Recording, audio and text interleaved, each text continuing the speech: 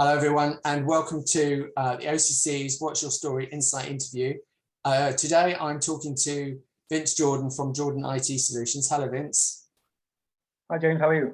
Yeah, I'm very well, thank you. It's great to have you, and welcome to the OCC as one of our newest members. Yeah, it's going to be exciting. I really like the initial day, so I'm looking for good things. Brilliant, excellent. So it would be really great if we could start off with you telling everyone a little bit about who you are and what it is you do. Yeah, well, as I said, my name is Vince Jordan, so I'm from Jordan IT Solutions. I started a business a couple of years ago. I do IT support for startups and small businesses, which is what I want to specialize in. I spent 20 years doing corporate IT for big, large corporations like Fujitsu, working on government sites like the DVLA, Inland Revenue, etc. Doing everything from break fixes of PCs and laptops to networking, cybersecurity, backups and disaster recovery. And in the end, it just wasn't giving me any kind of a buzz. But when I used to have friends on a weekend with their at-home PCs and things like that, I kind of enjoyed it. So that led me to start the company. And at first, obviously, I used the scattergun approach like most startup businesses do, like trying to get customers from everywhere. But after a while, I really enjoyed looking at startups and enjoy helping them with their small issues. So now I specify in helping startup businesses and small businesses grow, because that's the I kind of enjoy doing that kind of thing. It gives me a lot of pleasure. So that's what I'm going to be concentrating on. Cool. Okay. So within that, you've covered quite a lot of areas. So in respect of your customers, I appreciate you like to focus with startups because that's the most rewarding for you. But are there particular sectors that you support better than others that you focus on, or are you able to support everybody across all sectors? The sector doesn't really matter. Just for examples, I've been helping some virtual PAs who are sole traders, helping them in their home offices, just to set them up properly and just to help them with the laptop and just make small tweaks so they can be more efficient and they can get more customers that way. There's a company in Oxford called Wine Traders that I do there. They got 5 people in an office. So I look after that as well and do all their networking for them and their cybersecurity. So yeah, the actual type of business doesn't really matter, but I kind of enjoy looking at different businesses. There's a furniture shop that I'm going to be looking at soon and helping them with their network. So yeah, the type of business doesn't really matter, but if it's like a small business, that's the kind of thing I like getting my teeth into. Yeah. With the new managed services that I'm starting to produce, it's going to make it a lot easier for them as well. Good. So tell me a bit about your managed services. How's that going to manifest itself and work? Yeah, well, I've got a couple of customers already. I teamed up with a big corporate software solutions company. They're global, and a lot of large IT companies use them. And I got to thinking, well, these are really good services that small companies would really benefit from because they can't afford an IT team. So services I'm talking about on that side are just general things like making sure your Windows updates and things like that are done automatically. It does 24/7 hardware checks to make sure everything's running, and it'll tell me when there's a problem with the hard drive or when it's run out of space. And then things like backup and disaster recovery, cloud backup. It's a part of my managed services. Disaster recovery, if your laptop dies, it's okay. I've already backed up in the cloud. It gets backed up 4 times a day. And I've got 3 different kinds of services: bronze, silver, and gold, which kind of try to keep it as, because all the tech talks always gets in the way, doesn't it? So if I try and keep it simple, that's what I'm going to be offering small businesses. So is expanding that and growing that, is that one of your challenges for the next kind of 12 months or so? Yeah, now we've got all the research and development done, all the testing done. I've already onboarded 5 or 6 customers now, and they're really happy with it because it's like from a small business point of view, it's like a small retainer, really, I guess. Yeah. Because obviously I charge by the hour normally, but for the managed services, that's normally a monthly fee. But I'm also going to be doing that with the antivirus as well. I've got MSP status with ESET, which is a global antivirus supplier. Yeah. And now I can offer monthly services on a managed basis for antivirus and hard drive encryptions for small businesses instead of the corporate size. Okay. So do you do things like hosting of servers for people and that kind of thing, or in the cloud, or do people still have physical servers? I know small business owners probably don't, but yeah, it kind of makes sense for small businesses to do most of their stuff in the cloud. There's no real, because having physical servers on site costs money, and then you got to have a maintenance contract with them and things like that. I can offer a hybrid if it's required, if they've already got servers on site. That's not a problem. But I tend to, with small businesses, it's going to be far more cost effective for them to be in the cloud. right. That's where my managed services come in there. Right, cool. And so I appreciate you've explained a lot of the services you do, but what about hardware as a small business owner?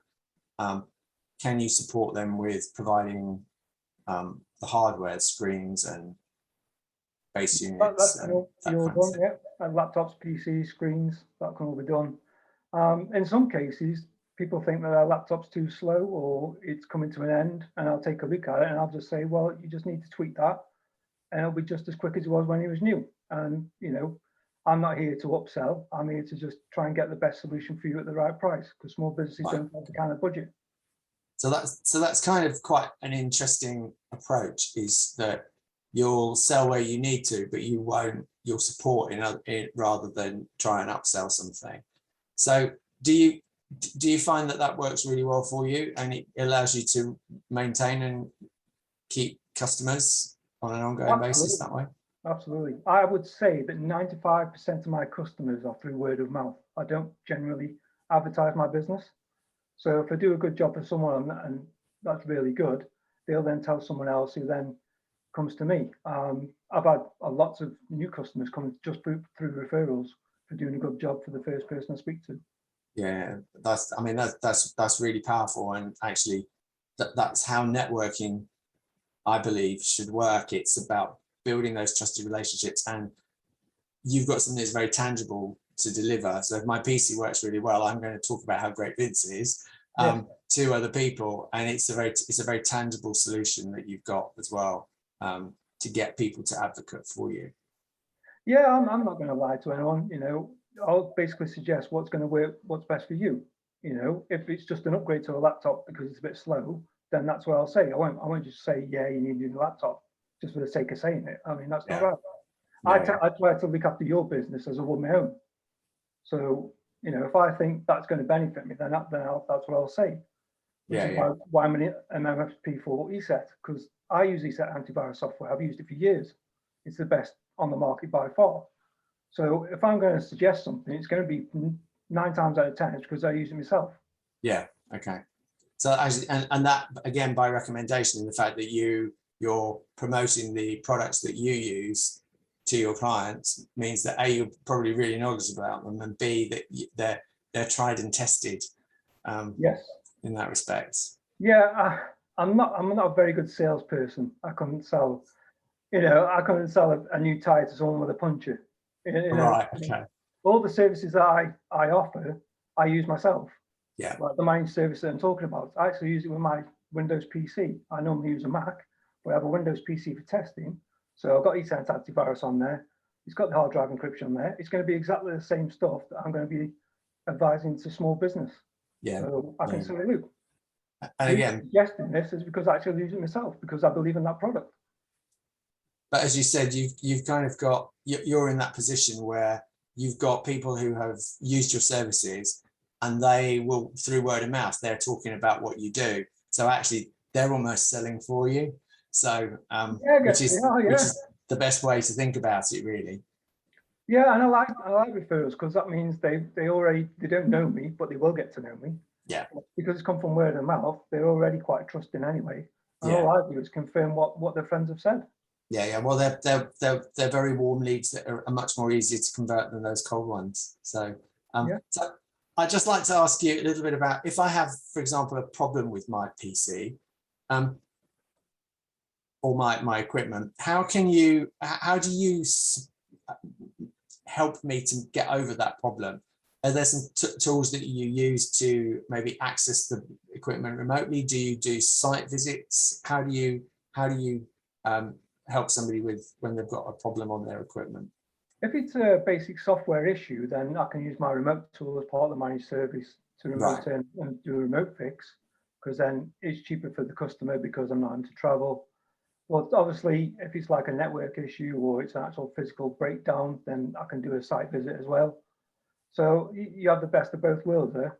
Right. Okay. Yeah. Yeah. That's good. So that's kind of again peace of mind for customers in the fact that you can do an awful lot remotely. Yes. But when they need you, you will get in the car and be there and support them. Oh yeah, absolutely on site. Yeah, with any networking or anything like that. Yeah, I do a lot of site surveys and things just to improve networking speeds and things like that. So yes. Cool. So how long have you been running Jordan IT Solutions? Is it a couple of years? Is it 6 months? It's almost a couple of years now. Okay, cool. And within that, what is it that gets you kind of really excited? I think I probably know that. It's about helping small business owners, I suspect. But is there any one thing within your business that really kind of you get up in the morning and get really excited about? Yeah, especially meeting potential new clients, learning about their business, because that interests me.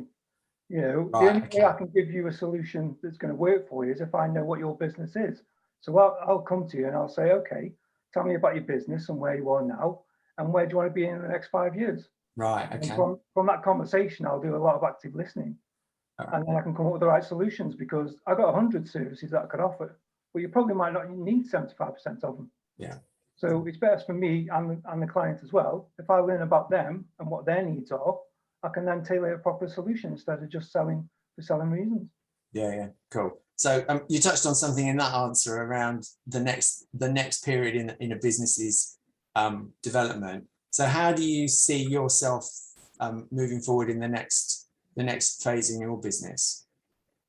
It's going to be growing the managed services side, I think. There's a lot of potential there, as well as the MSP side for ESET with the antivirus and hard drive encryption, especially with GDPR rules getting tough now. A lot of crazy fines going around now with people with data breaches. So helping small businesses to not worry about that kind of thing for a good, reasonable price. Yeah. That'll be probably what we're concentrating on the next 12 months. Right. Okay. Yeah. I mean, there's quite a lot in there, but it's that thing around you seem to know your own worth. So you're halfway. You're 3/4 of the way there to know that what you're giving is a really valued service, and people will warm to that. I think that's a really valuable asset within your business. Yeah, cool. So I just wanted to ask you, part of the thing with the reason that the OCC was created was to create opportunities to collaborate and to build dream teams. And do you do much collaboration with other small business owners locally, or and how are you finding your OCC experience so far? Well, I've done the one experience when we all met in Banbury. Yeah. That was a really good day, actually. I actually got quite productive. Good. Normally when I'm at home, I don't tend to focus a lot because I have the kids with me and I got to do a school run or something like that. So that day spent there, I was only there for about 4 or 5 hours. Yeah. But I could chat to people if I needed to. I could just get my head down and get some work done if I needed to. So it was a really positive experience for me. And although I've been working from home for the last 7, 8 years, with IT, you can do that. It is nice to actually go out sometimes, you know, especially with the lockdown that we've had the last 18 months.